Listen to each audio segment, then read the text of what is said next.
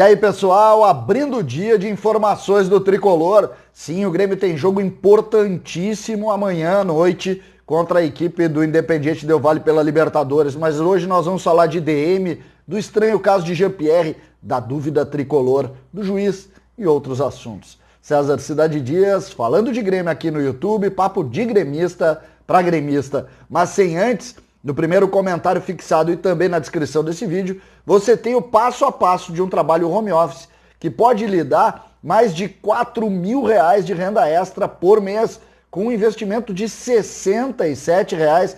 Não perca esta oportunidade, ela está aqui no link, tanto da descrição como no primeiro comentário fixado.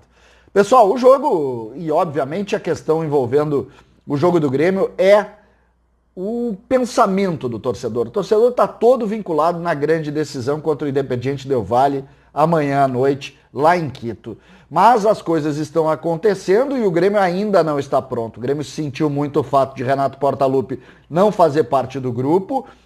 Ontem, por exemplo, o Grêmio fez um relato do DM que a gente tem algumas curiosidades, porque as coisas acontecem no Grêmio e muitas vezes é difícil de explicar, porque olha só, e vamos começar o assunto falando do departamento médico. O Dr. Márcio Dornelles atualizou a situação clínica dos jogadores do Grêmio. Vamos lá. Falou em Renato, disse que está assintomático, que está passando bem, já foi medicado e está tudo bem.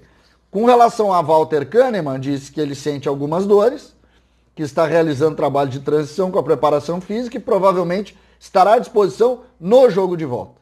Então, na outra semana, Kahneman volta ao time, o que é fundamental para o Grêmio.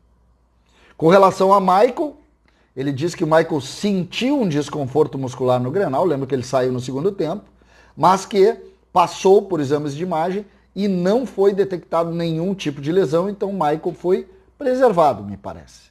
Com relação a Jeromel, está realizando o trabalho de transição com a preparação física, não possui data de volta aos gramados.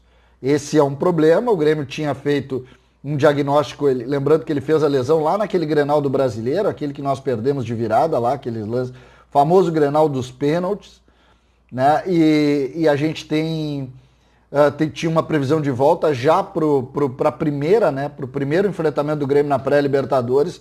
O Jeromel não voltou na pré-Libertadores e não tem previsão de volta. Então é um problema.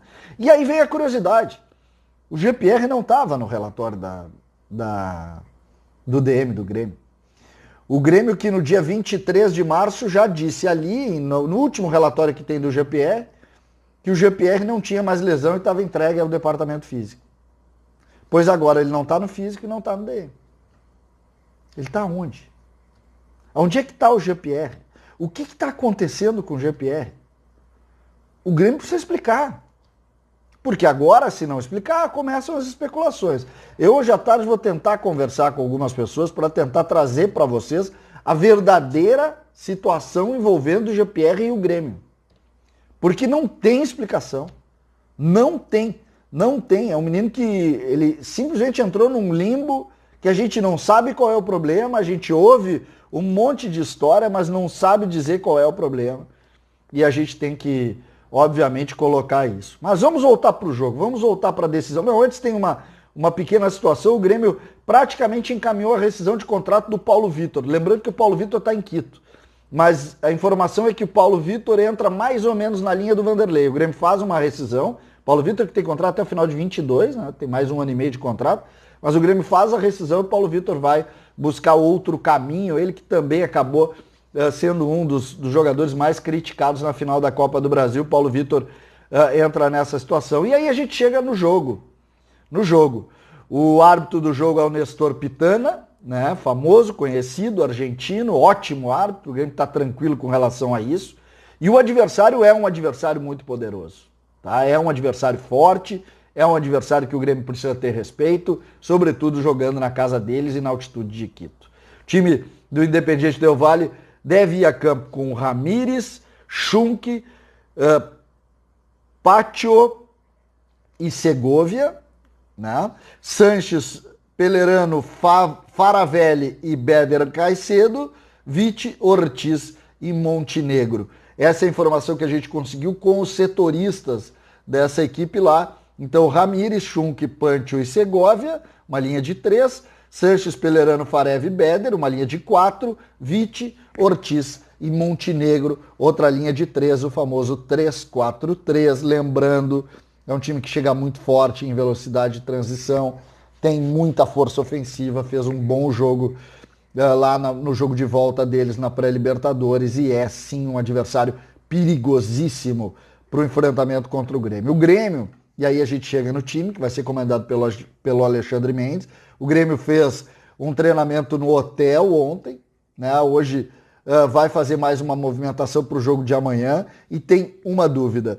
Eu fiz hoje, tanto na comunidade do YouTube como no Twitter, a dúvida do Grêmio, que é Darlan ou Lucas Silva. Essa é a dúvida. O Grêmio vai a campo com Breno, Wanderson, Juan Rodrigues e Diogo Barbosa, e aí teria a dúvida entre os volantes. Lembrando que sai o Michael e entraria um dos volantes. O outro no meio-campo é o Matheus Henrique e na frente deles o Pinares. Alisson pela direita, o Ferreira pela esquerda e na frente o Diego Souza. Qual dúvida? Darlan ou Lucas Silva? Olha a curiosidade. No Twitter, vamos começar pelo Twitter. No Twitter, 2.209 votos até agora, meio-dia. Tá? 88,8% vota em Darlan, 11,2% vota em Lucas Silva. Na comunidade nossa aqui no YouTube, nós temos 5.700 votos. Desses 5.700 votos, 82% vota em Darlan e 18% vota em Lucas Silva. Lembrando, o que isso quer dizer? O torcedor está contente com o que está fazendo o Darlan. Essa é a questão. Essa é a grande questão neste momento que a gente pode construir a partir daí. O torcedor, ele sempre entende o futebol, ele sempre vê o futebol, muitas vezes de acordo com o resultado direto e imediato. E o que a gente está vendo é o quê? Um Darlan evoluindo naqueles jogos da transição, melhorando o time do Grêmio no Grenal, e agora o torcedor quer o Darlan fazendo parte exatamente dessa questão. O torcedor quer Darlan na decisão, quer Darlan no campo. Lembrando que Matheus Henrique cresce com Darlan. Isso foi no Campeonato Brasileiro, tendo o GPR na frente deles. O GPR, como eu expliquei, está naquele velho limbo. Mas, neste momento, o que indica é que o Darlan ganhou espaço, criou mais possibilidades e tendo o Pinares ali, o Grêmio vai, me parece, não inventar e escalar amanhã Darlan. E a gente torce que ele tenha todo o sucesso do mundo e que o Grêmio, sobretudo, saia de lá muito vivo. Isso é o que a gente deseja e isso é o que a gente espera. À tarde a gente volta com mais informações. Vou tentar descobrir essa história do GPR. César Cidade Dias, falando de Grêmio aqui no YouTube.